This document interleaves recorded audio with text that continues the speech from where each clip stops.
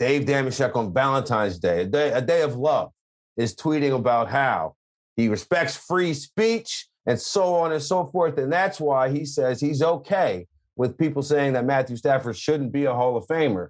As if, here it is, I support free speech because it allows people to share their bad opinions. And this is why I have no issue with anyone saying they don't think Matthew Stafford, who will retire top 6 all-time passing yards and touchdowns and just proved to be the missing piece for a Super Bowl winner, is going to the Hall of Fame. And first of all, take that, Dick Sherman.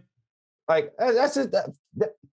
The idea that Matt Stafford, with his 2 interceptions and crucial moments in the game, without Aaron Donald saving his ass, was just proved to be the missing piece for a Super Bowl winner because he threw one no-look pass to Cooper Kupp. This is absurd.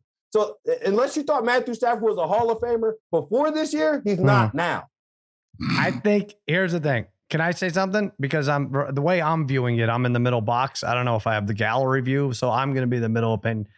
I think you're both a little out there. It could go either way. Can it go either way? Why does he definitely have to be in? Why is the guy who made one All-Pro, the guy who was 3rd on the MVP ballot for the Super Bowl, which is unheard of for a winning quarterback, why does he have to be in the Hall of Fame because of this game? And Martin, the numbers are there for a regular season, a nice body of work that compares him to other Hall of Famers. Now, I will say this, 1 Pro Bowl, Tony Romo has 3. So Tony Romo should make it to the Hall of Fame 3 times before Matthew Stafford does. There, you want to hear an honest, good opinion? That's mine right there. I mean, sure. But Dave's the one with this ridiculous opinion. I feel like he should be the one that has to defend it. Okay, go ahead. I can go back and tell you about all the other guys who are around him. Yeah. But anyway, Dave, you can go ahead and check. defend. 1 Pro Bowl is tough. Well, obviously, I'm not suggesting that if he retired tomorrow that he gets to the Hall of Fame. I'm extrapolating the numbers that if he plays for another 4 or 5 years and puts up the numbers he does, he's going to land in a place that, and I get it. And is that what the Valentine's Day tweet says? It didn't seem when Martin read it. It said, I said he's going to years. That's what it says. In 4 or 5 more years, he will rank as the 6th. He will be 5th in passing yards if he keeps his career rate. He'll finish 5th. Okay, listen. Then that would end the argument. But I am putting that asterisk in there, and it's significant that he's there. But I don't understand the urge to tie ourselves in the knots. And I really do think my hypothesis is that we embrace because we're not meatheaded. So we understand the value of analytics and how essential they are in most sports in the 21st century. But I do think the conversation that it's been perpetuated so mightily that small stuff like small sample size, you can't base everything off of playoffs. That's such a small, you got to go over the full body of work and all that kind of stuff. What are we doing? What are we watching the playoffs for? Why not just end it on December 31st then and just give out and vote on it? Hold on. Do you remember you're the one who started the urge? You say, oh, this urge, you started it like a month ago. Didn't he, Martin? People weren't talking really in droves about Matthew Stafford making the Hall of Fame. When you say, I'm saying the argument against it, the mighty argument against it. What do you say? There wouldn't have been an argument against it. You shouldn't have brought it up. There wouldn't have been anyone arguing against it. Exactly. It's like, what's the argument against murder? Like, it's against the rules. You shouldn't do it. Like, it's the things that, it's like Matthew Stafford being a Hall of Famer. There is no argument because there's no side to the positive. It matters. Here's what I said to somebody earlier today about this when they're saying Tony Romo is better. And forgive me, Sal, and I'll say this to Romo if I ever am speaking with him. I think he was one of the greats of this millennium. And same goes for Phil Rivers, who I do think has a good shot at getting into the Hall of Fame. But, it's like, what, because of that game? Because he had that one stretch, that 2-minute stretch that he pulls out, that makes him a Hall of Famer? No, not by itself, it doesn't. But that combined with being and I get 21st century and favoring pass offenses and all that kind of stuff. And since 1978, it's become it's swung consistently more and more in the favor of offenses. It matters. What about Phil Rivers? But obviously, he's better. Like Eli Manning isn't as good as Phil Rivers. You can't put Eli in.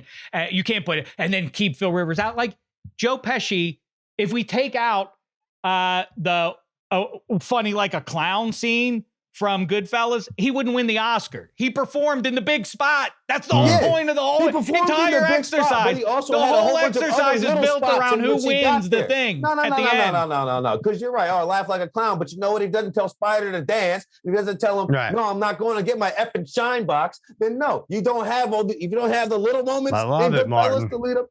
I mean, come on. Also, those lines were written for him, I think. But yeah, somebody wrote the plays for Stafford too. But the idea that a guy who's never been the best quarterback in his division in his entire career is going to be a Hall of Famer is mind blowing to me. Here's the thing, Shaq. I'm on a bunch of podcasts with you. Martin is Spaghetti. Maybe you can answer this because you not only oversee this one, you're on with him for -3. You definitely at some point said if Stafford wins this game, he's in. Am I crazy? No, I find it curmudgeonly that everybody from Dick Sherman. 5 years later, or is it if he wins this game, he's in? Okay. I'm sorry. I talk enough, but now I will consistently tag it with assuming he plays to achieve the numbers that he would have to. It's remarkable that he's 33, 34. It just doesn't make sense that he's half a decade younger than Aaron Rodgers. That's weird, isn't it? That Matthew Stafford is still that young. So, unless he decides for lifestyle purposes that he's done with football, which brings me to the side note. And I know Marty Weiss agrees with this. Sean McVay, get out now, man. Don't go. Just as a side note. This is it. How do you look at last month on this? How does John Madden? You watch the tributes to John Madden, be like, yeah, that's the path I want to take. I go out this way. We used to play in my family when we'd go on road trips. We'd play Herbie. Did you play that sound? Do you know that game when you see the Herbie card? When you see a the beat like Herbie, whoever says it first gets it, and whoever spells Herbie first, you get a letter for each one. What does that have to do with football? My old man beat me once. I was a master of Herbie in family road trips, and one time my old man beat me. It was controversial, but he beat me, and as soon as he won, like within 10 seconds later, he's like, and now I announce my retirement from the game forever. And that was the greatest because there's nothing you can do about it. And that's what Sean McVay should do. Be like, I don't know, maybe I would have won more Super Bowls, but we'll never know now. That's what you did with Connect 4. I'm having a grand time calling games. And everywhere I go, people slap me on the back and say, great job. Just like Romo or Madden. Or why would you want to have to deal with schnooks like us being like, that was a terrible decision to go for it? And that's like, who wants to have to deal with all that crap? Because you're going to be judged on your next endeavor. It's compare him to John Madden. You're comparing him to the greatest. So why can't he do what the greatest guy to ever to put on a headset did? He went in there. He invented a video game. He was the best at what he did. And he made an impact. There are other guys who go into the booth and you think they might be good and they can't pull it off. Of course, there's a downside to it. See, but I hear that downside, and I'm not saying that Sean McVay is going to walk in and beat John Madden. Yeah. But I'm just saying that he could go there, make $20 million a year, and it won't even matter how good he is for the first two. Like, he might get killed on Twitter, but who cares? You got $40 more million than you did beforehand. If people would like to send me $40 million, they can send me all the mean tweets they want. But look, if it works, it works, right? Sure, like, of course it's worth it. Of course it's worth it to Romo. Didn't have to worry about any vertebrae or any doctors like the back surgery or anything like that. Yeah, he's making near the amount of money. Of course. Yeah, but if it doesn't work and you could be a good talker and just not mesh with your, the play-by-play guy, and then that's a different story. I don't know. I don't think he's built that way. I think he's scheming. Maybe the Oakland Raiders hire you to a 10-year, $10 million contract. Right, that's the thing. You don't want to talk about it too much because he could do broadcasting for 8 years and then just go right back into it because he's so young. Go right back into coaching. But but like if Aaron Donald retires, then that dooms the defense, obviously. OBJ has now a bum ACL, so that's something to be worried about. Andrew Whitworth is retired now. They're not like I said still at the in top. the NFC. I know they are, but they're not like some prohibitive favorite like the last few have been. Oh, that team will go back to the Super Bowl. I haven't heard a whole lot of buzz about like, oh, you got to pick the Rams now. There's too much up in the air. I get the idea of moving on. The idea, like, ever heard it? A lot of Twitter schmoes are hitting me back with the idea of like, well, if you have competitive fight, what do you shut up, guy on Twitter? Wouldn't you? Well, why are you wouldn't you take the easy path to $20 million? So excited to put Brady on the 49ers. Like, he's leaving at the top of his game, right? Look, it's the same kind of thing, isn't it? Well, I mean, he's obviously a different cat. I mean, he's deprived himself of simple pleasures for the last decade. At least avocado ice cream is his guilty pleasure. That's weird, but I'm not wired like him. But I find it absolutely plausible that there would be a chain of events that's like that he was being sincere 2 weeks ago. In saying, like, I need to move on. I'm bitter. I didn't like that loss. I feel like it was a little bit of Arians' fault that the way it went.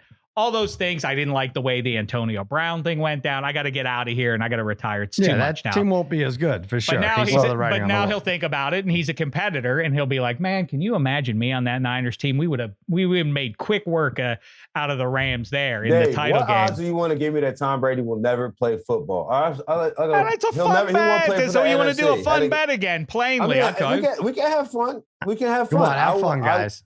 25 to 1. 25 to 1. Nah, that's too high. Okay, well then, who are you to tell me what's too high? Because there are odds on this. FanDuel doesn't have them, but I've seen it. I've actually seen it. What are the odds? It's around 4 to 1.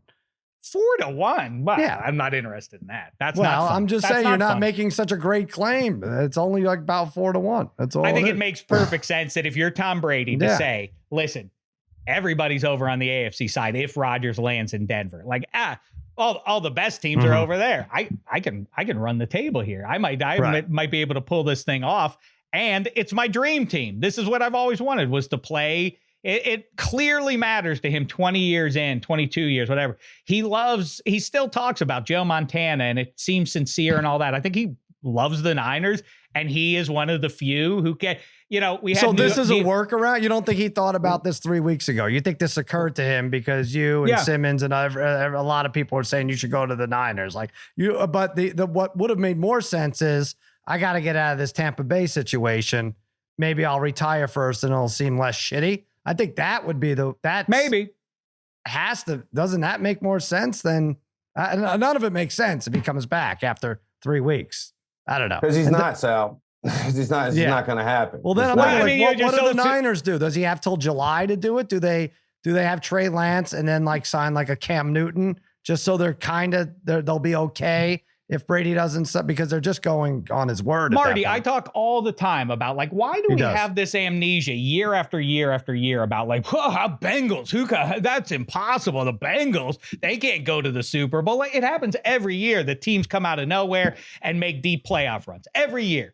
And yet we always marvel that these things happen. I was on one this year. The Cincinnati Brett Favre Bengals. retired, but you were alive. Brett Favre retired and came back, and then he retired, and then he came back again. And Aaron Rodgers keeps talking about he might retire, and Roethlisberger said he might retire. This is what they do now. This is the ego and the ability to, following LeBron's lead a decade ago in the NBA, players have more and more ability, and I am 100% behind that. If you are one of the very few people who can do something in the world, it's ironic and sad that somebody else controls where you go. More and more guys are like, nope, I'm going to write my ticket. That's what Rodgers is going to do this offseason. Rodgers is Brady different. decides I want to go to San Francisco, Bruce Arians is not going to be such a villain that he's going to be like, nope, we're holding you to your contract, Tom. Nope, it's either us or the streets. They'll figure out how to get him out of that if he really wants it to happen. And I think it's plausible, at least, that it could happen. And the trick is purging Jimmy G. If they get Jimmy G off the books, largely off the books, then there's absolutely a path to make it so if he wants to do it. Sal, if I may. Sure. Dave spent like 5 minutes talking about a guy who allegedly went out on top. That's not true, because he lost to the guy who did go out on top, Sean McVay, or who's currently on top, because they lost in the playoffs. But if you go back to the Sean McVay retirement thing and why I think it actually has legs, you want to talk about going out on top. He beat Tom Brady, beat the GOAT, right, on a walk-off, very slim margin, then goes and beats his best friend, mentor, whoever, who's just had his number forever, in Kyle Shanahan. Last, 7 games before then? He beats his mentor or whatever, boom. So he gets that one. And then he gets the Super Bowl that he didn't get, when he went with Jared Goff. But if you look at all the things that the Rams leveraged into this, how it's kind of like when Sean Payton retired, you kind of are looking at it. It's not looking much better around here going forward with all the things that are laid out and all the injuries and so on and so forth. That's why I feel like Sean McVay actually makes sense. And then two, first of all, they went all in, had those very small margins. And then in the actual game, I don't think that Sean McVay had a great game coaching. No. The amount of times they ran the ball. Both of those coaches on third and fourth and what very weird. Not calling timeout, 2 minute warning, like very weird things happen. So I think that he wins that Super Bowl in my estimation because Aaron Donald makes those two incredible plays on third and fourth down, right? Because then, the McPherson kicks field goal. Who knows what happens from there on? But McVay's in his whole attitude of boy wonder, offensive genius, guru is still there. And that took a shot after they only scored 3 points in the Super Bowl this time. And honestly, to me, feels like it should have took a shot here because as soon as Odell Beckham went down, that offense had nothing until they were force-feeding it to Cooper Kupp on the last game. I was saying that this week. I said, if he puts up a Super Bowl performance where they scored 3 against the Patriots, and then let's say the Rams don't score on that last drive, and so what does that mean? They'd scored 16? So that would be then it's like, whoa, Sean McVay, what's going on? He can't get his offense going in the big game. And the whole tone of the conversation. I know. I'm with you. But I'm also with you in that on paper, it looks like, wow, there's really nothing else he could do. He toppled Brady. He won the Super Bowl. But I don't think he's wired that way. First of all, he's a maniac. You look at Madden. He looked exhausted when he was 36. He looked like a tired old man who really could sit in a bus and in a booth. McVay has boundless energy, and I know that could translate to the booth, but he looks like someone who needs to wake up at 3:45 in the morning and start scheming. You may be right about that. I'm not sure. I do think he has a boyish sort of charm when he talks about football, though, that it feels like, boy, he'd go up in the booth and he would do something akin to what Romo does. He'd be super excited about, I love that play call on there. Oh, the ball's going to go. I think he has. In fact, I've watched him do that before. It's great. He's really good at telling you what's about to happen. And for all the talk, whatever, it's been 4 years since Romo started doing it. Everybody's like, oh, every guy could do that. No one's done it since. I do think McVay could go up there and do that. Yeah. I think it would work. But anyway. I agree.